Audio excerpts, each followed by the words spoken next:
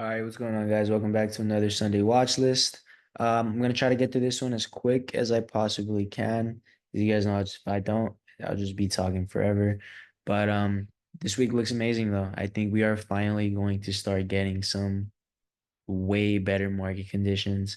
Towards the end of February, start of March, I definitely see some volatility coming in. Um, and it started off with this bearish divergence on SPY. If you do not know what a bearish divergence is, it is when the stock makes a higher, it is a sign of a reversal. It's when the stock makes a higher high, but the relative strength index makes a lower high. So as you guys can see, as the stock made a higher high and the RSI made a lower high, it is called a bearish divergence. I won't get too deep into it though. Key level on SPY was the all-time high. What happened? We did not get a break and hold above. So when I tell you guys, look for a break and retest, this is not a break and retest.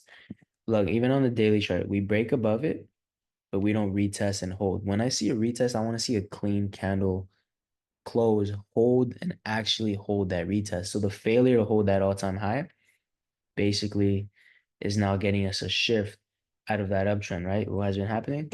We have been forming higher lows and forming that uptrend, and we are now starting to take out that trend line. So all I will be looking for now is the SPY continue in the downside direction.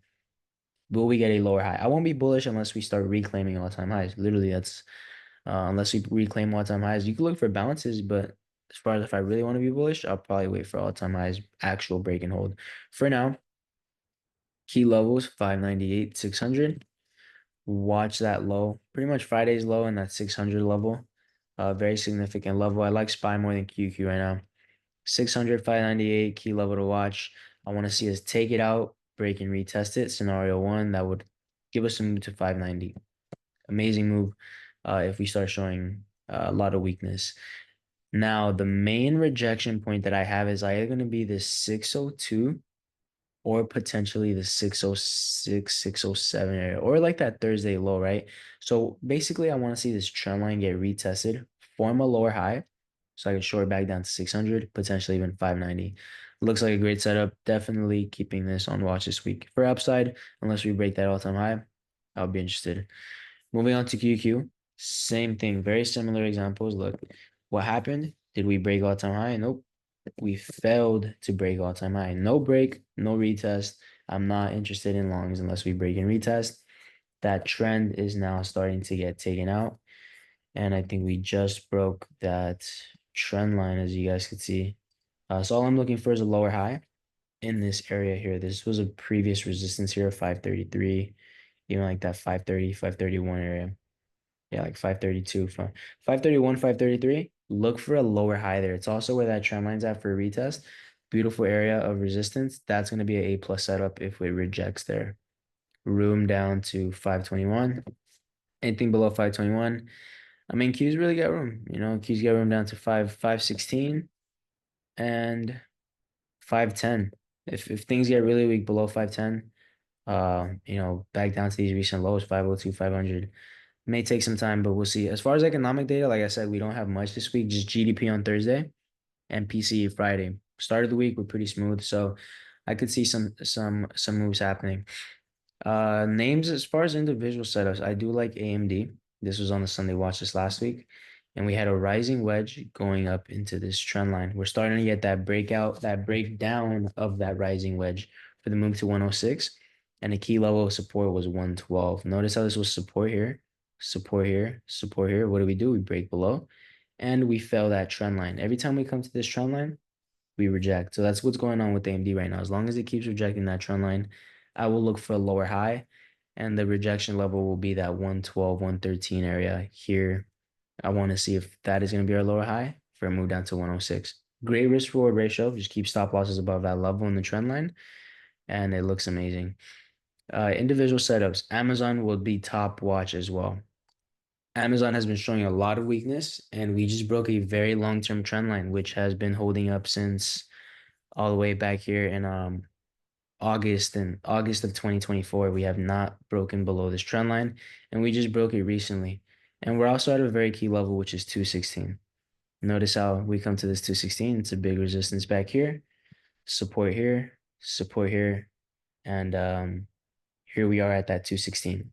Could expect some relief bounce, maybe back to the trend line, but once we get the break and retest of 216, that's why I get interested for a move down to 210 and 205 on Amazon. Like I said, I know I'm going fast, but slow it down if you have to, rewatch it. Just looking for key levels, breaking retest of key levels. That 216 looks amazing on Amazon for room down to 210, even 205. Next setup is going to be Tesla. Tesla, any type of pullback, we were in this range between 363, huge resistance, and then we started ranging to like 350, 348.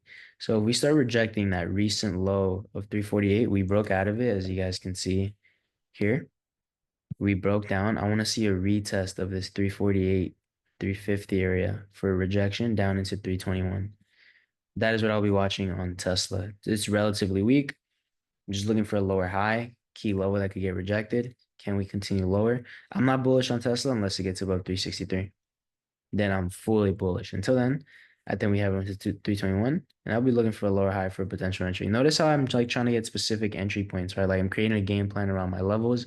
That way I don't just get in just because it looks weak or no, I have a proper setup. I have a game plan as to why would I look at this level, what can happen here and so on, right? There's a lot that goes into it.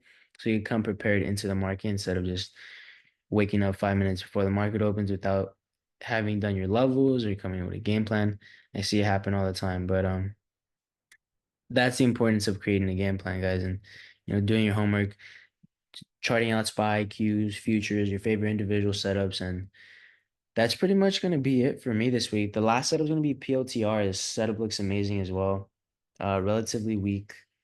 We broke, shifted trend, rejected a 110, and we have a daily gap fill on this name. So notice that we have this trend line as well.